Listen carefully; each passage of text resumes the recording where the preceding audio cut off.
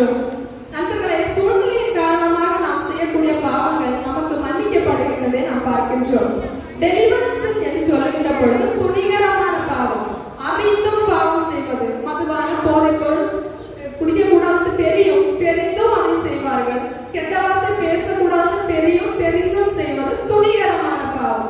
வேதத்தில் கூறுகின்றது, அறிந்தும் அதன்படி நடக்காதவர்களுக்கு அநேக அடிகள் என்று திருமறை தெளிவுபடுத்துகின்றது.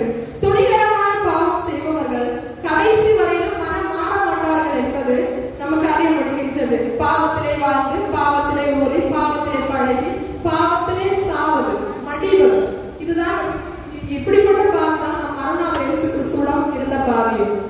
ஆனால் இன்றைக்கு நாம் பாவங்களை ஏற்று கூறுவோம் என்றால் ஆண்டவர் நமக்கு பாவத்தை மன்னிக்கக்கூடியவராக இருக்கின்றார். நம்முடைய வேதாகமத்திலே நாம் செய்யக்கூடிய பாவங்கள் ரத்தாம்பரம் போல சிவப்பா இருந்தாலும் அதை பஞ்சை போல வெண்மையாக்குவதற்கு நம் மரணால் இயேசு கிறிஸ்துவால் முடியும். நண்பர்களே, 7 தரம் பாவம் செய்தாலும் அதை மன்னிக்கக்கூடிய கர்த்தர் நம்மோடு இருக்கின்றார். இரண்டாவதாக நாம் பார்க்கின்ற பொழுது மன்னிப்பின் உணர்வு. முதல் வார்த்தையை நாம் தியானம் பண்ணுகிறோமே, பிதாவே இவர்களுக்கு மன்னியும், தாங்கள் செய்கிறது இன்னதென்று அறியாதிருக்கிறார்களே என்று நாம் பார்த்தோம் அல்லவா? மன்னிக்கும் குணத்தை ஆண்டவர் நமக்கு கற்றுத் தந்திருக்கின்றார். அதே போலதான் இந்த கண்ணன், என்னை மன்னியும் ஆண்டவரே, நீர் உம்முடைய ராஜ்யத்தில் வரும்போது அடியேனை நினைத்தருளும் என்று கூறுகின்றார். மத்தேயு நற்செய்தி 27:5 யூதாசை பாருங்கள், அவனுக்கு மன்னிப்போட நிச்சயதார்த்தம் தெரியல, அதனால்தான் அவன் நாட்டிட்டு செத்தான் என்று திருமறை தெளிவுபடுத்துகின்றது. ஆனால் மத்தேயு நற்செய்தி 26:75 பேதுருவை பாருங்கள், அவனுக்கு ஆண்டவர் மன்னிப்பார் என்பதை உறுதியாய் தெரியும், அதனால்தான் அவன் ஆண்டவரை மறுதலித்த பின்பு ஒப்புரவாகுவதை நாம் காண முடிகின்றது. இன்னைக்கு நீங்கள் நானும் பேதுருவா யூதாசா? சற்று சிந்தித்து பாருங்கள். கொலைசியர் 2:13-14 ஆகிய வசனங்களில், உங்கள் பாவங்களினாலேயும் அவரோட கூட உயிர்ப்பித்து அக்கிரமங்கள் எல்லாவற்றையும் உங்களுக்கு மன்னித்து நமக்கு எதிரிடையாகவும் கட்டளைகளால் நமக்கு விரோதமாகவும் இருந்த கையெழுத்தை குலைத்து அதை நடுவில் இராதபடிக்கு எடுத்து சிலுவையிலே ஆணி அடித்தார்கள் என்று திருமறை தெளிவுபடுத்துகின்றது. கையெழுத்தை குலைப்பது என்று சொல்லுகின்ற பொழுது இப்ப நம்ம எழுதுறோம் இல்ல, அது தவறு நம்மளுக்காக இறைசல் அல்லது நம்ம வந்து அழித்து விடலாம். ஆனா பண்டை காலங்கள் பைரஸ் அல்லது நாணல் என்று சொல்லக்கூடியவர்கள் தான் எழுதுவாங்க. அப்ப எழுதுனா துணி வைத்து அழைத்தால் போதும், அதை அழித்து விடும்.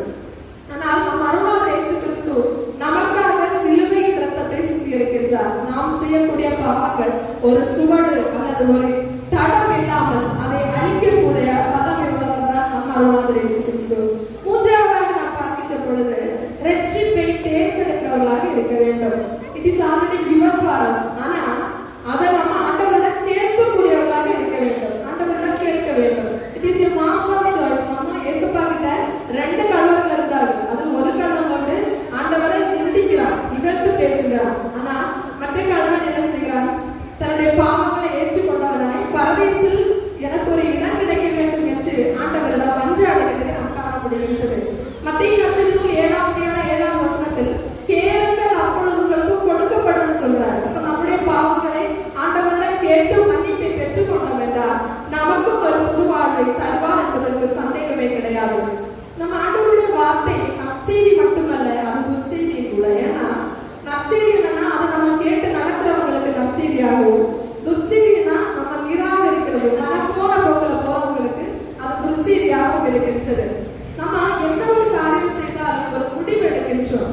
அதே போல திருமலையில் 5 பேர் முடிவெடுத்திருக்கிறார்கள். என்ன முடிவுனா, இப்ப ஒருவேளை ஏவாள் விருட்சத்தின் கனியை புசிக்காமல் இருந்திருந்தால் அந்த ஏவாளை பற்றி நமக்கு தெரிந்திருக்காது. அவர்கள் எடுத்த ஒரு முடிவு. ஆபிரகாம் ஆண்டவர் காண்பிக்கும் தேசத்திற்கு போகாமல் இருந்திருந்தால் சற்று யோசித்து பாருங்கள். ஏசா தன்னுடைய சேஷ்டபுத்திர பாகத்தை அலட்சியம் பண்ணாமல் இருந்திருந்தால் நம்ம என்ன சொல்றோம்? ஆபிரகாம் தேவன், ஈசாக்கு தேவன், யாக்கோபின் தேவன் சொல்றோம். அதே மாதிரி ஏசாவின் தேவனா இருந்திருக்கலாம். ஒருவேளை யோசேப்பு போத்திபார் வீட்டிலிருந்து வெளியே வராம இருந்திருந்தா நம்ம யோசேப்பை பத்தி யாருமே தெரிஞ்சிருக்க மாட்டோம். இன்னைக்கு பாவம் கொடியது, பாவத்தின் சம்பளம் மரணம். பாவத்தின் நிமித்தம் தான் நம்ம அருளாளர் இயேசு கிறிஸ்து சிலுவையிலே தொங்கப்பட்டார். சமாரிய பெண்ணிடம் இயேசுப்பா சொல்றாரு, நீ பாவம் செய்யாத. 1 யோவான் 1:9 நம்முடைய பாவங்களை நாம் அறிக்கையிட்டால் பாவங்களே நமக்கு மன்னித்து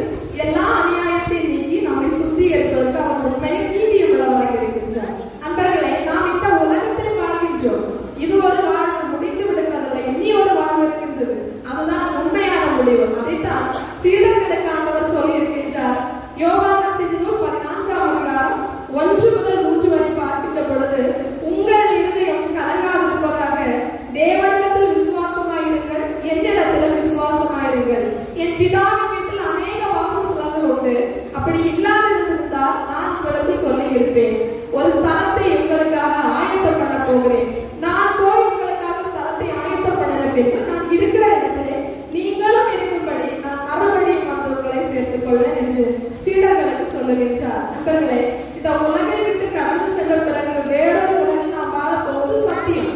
மரணம் என்பது கொடியது. எந்த வீரர்களையும் அது கலக்கக்கூடியதாக இருக்கின்றது இந்த மரணம். எனவே தான் மரணால் இயேசு கிறிஸ்து இந்த கொடிய அனுபவத்திற்குள் இறங்கி வந்து அந்த மரணத்தின் பசுப்பை ருசி பார்த்திருக்கின்றார். பக்தரின் பாடல் வரிப்படியாக பாடுகின்றது.